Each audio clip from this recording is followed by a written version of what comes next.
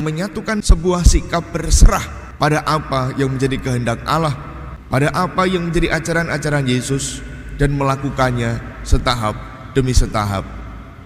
Inilah cara kita untuk menyatukan diri dengannya, sehingga kita pun juga bisa terus-menerus beroleh rahmat, agar kita sungguh bisa teguh untuk melaksanakan kehendak Allah, untuk melakukan apa yang menjadi ajaran-ajaran Yesus dalam hidup kita sehari-hari. Dimuliakanlah Tuhan kini dan sepanjang segala masa. Amin.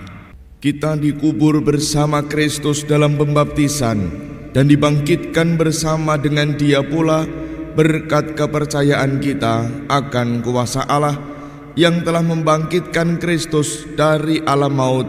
Haleluya. Dalam nama Bapa dan Putra dan Roh Kudus. Amin. Tuhan sertamu.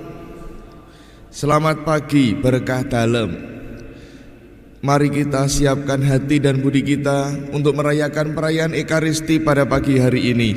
Marilah berdoa.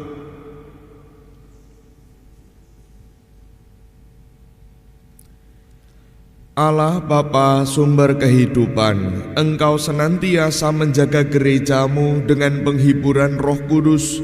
Semoga karena rahmat kebangkitan Putramu, kami senantiasa hidup dalam damai dan kesetiaan kepadamu, dengan pengantaraan Yesus Kristus Putramu Tuhan kami, yang bersama dengan Dikau dalam persatuan Roh Kudus hidup dan berkuasa Allah sepanjang segala masa.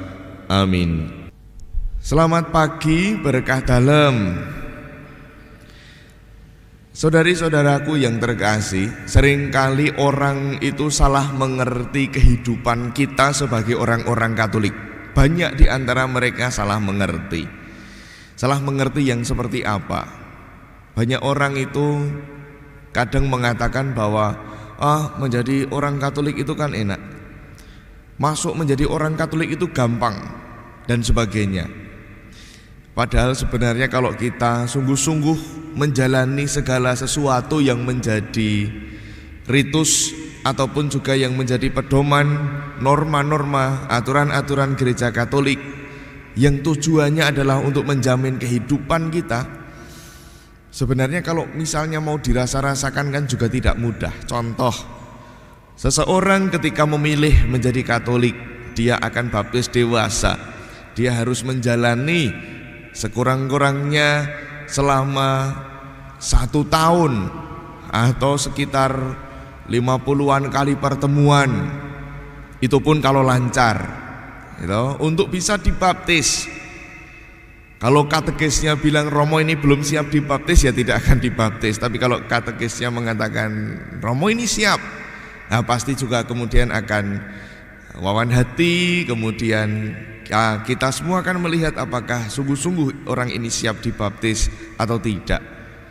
Seringkali untuk menjalani sekian waktu itu pun orang sudah merasakan kadang di tengah-tengah itu, wah kok nganu ya, lama sekali, wah kok berat sekali.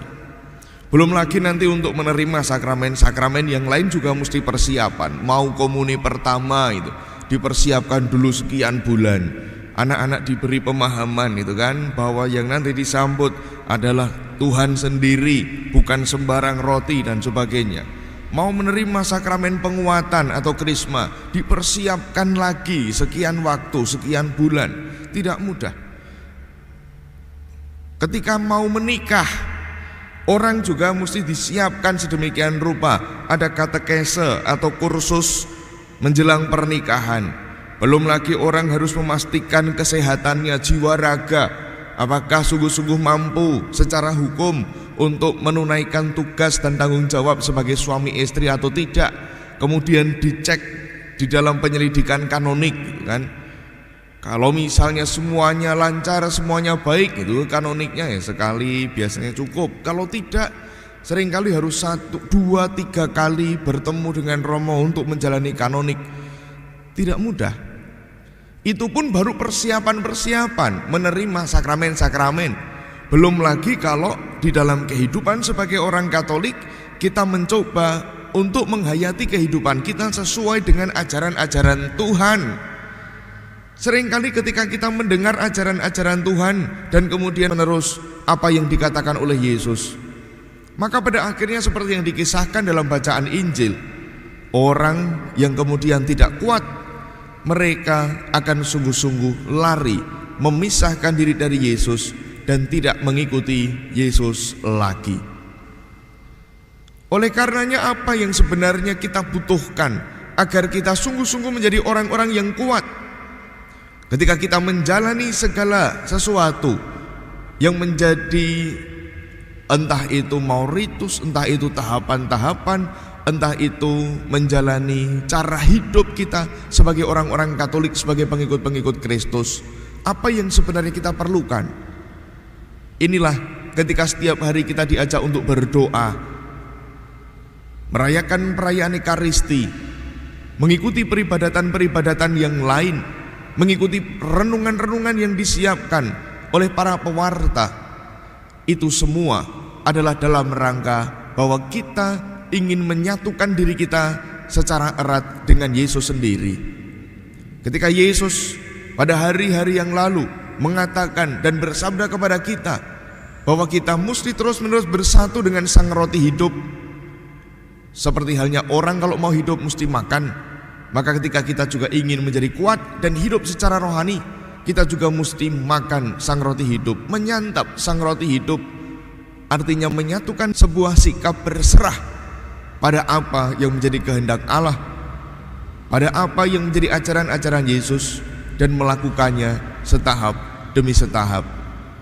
Inilah cara kita untuk menyatukan diri dengannya, sehingga kita pun juga bisa terus-menerus beroleh rahmat, agar kita sungguh bisa teguh untuk melaksanakan kehendak Allah, untuk melakukan apa yang menjadi ajaran-ajaran Yesus dalam hidup kita sehari-hari. Dimuliakanlah Tuhan kini dan sepanjang segala masa. Amin. Marilah berdoa.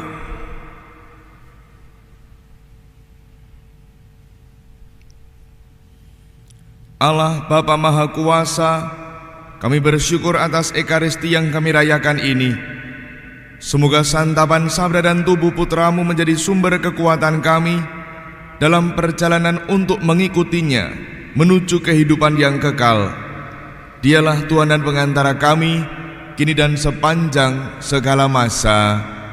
Amin. Tuhan sertamu. Kita semua, sanak saudara kita yang kita bawa dalam doa kita, keluarga kita dan komunitas kita, senantiasa dibimbing, dilindungi, dan diberkati oleh Allah yang Maha Kuasa, Bapa dan Putra dan Roh Kudus. Amin. Dengan ini perayaan Ekaristi kita telah selesai. Haleluya, haleluya. Mari kita pergi, kita diutus. Amin.